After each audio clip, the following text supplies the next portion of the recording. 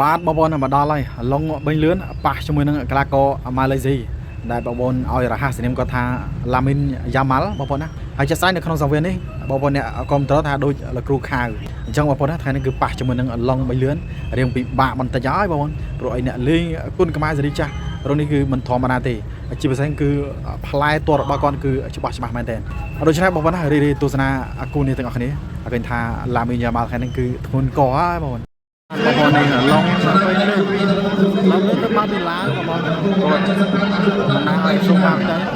ហើយថ្ងៃនេះមកលេងសង្វៀនពូស្រោប៉ាជាមួយនឹងឡាមីញ៉ាម៉ាល់មកពីម៉ាឡេស៊ី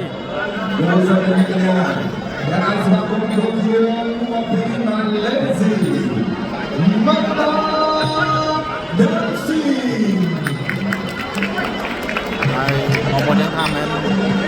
ឡាមីញ៉ាម៉ាល់គឺមើលលោកខាវយ៉ាមកគាត់បងប្អូននេះហើយ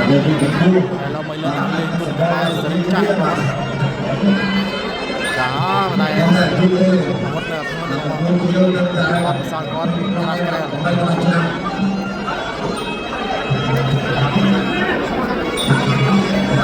យឡាមីញ៉ាម៉ាល់ណាមួយហ៎បងប្អូនឡាមីញ៉ាម៉ាល់បងដល់មកឲ្យទឹកទេអាឡើងសង្វៀននោះដែរដល់មកពេលយើងទៅជួបចុងក្រោយយើងទៅពីឡាវមួយមកតែមកស្រាប់ទៅបងប្អូនដល់ហើយទឹកមួយហើយគួរញ៉ាំបានគួរជួយសម្រាប់តែគឺតែទីកម្ពុជាម៉ាឡេស៊ីទឹកទី1រាប់គឺយើងប្រាប់ទឹកទី1អូយ៉ាអាយ៉ាมาเป็นยังมั้งลายโลนะไอ้ย่า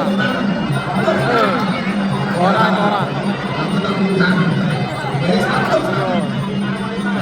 โอ้ลาก็มีบักซ่าเลยแต่มาทำเป็นมวย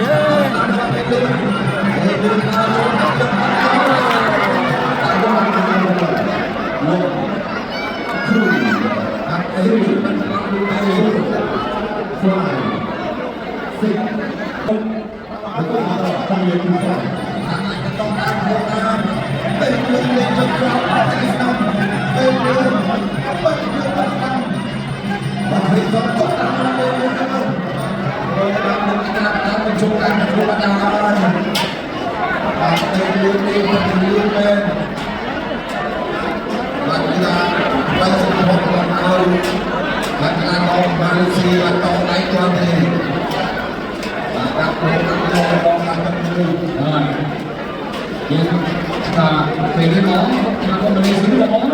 បាយកង់ហើយពេលយើងមកជាតិនឹកបាយកង់ហើយឡើយបាយកង់តែខ្ញុំខ្ញុំមិនបានជួយដល់មកបានទេ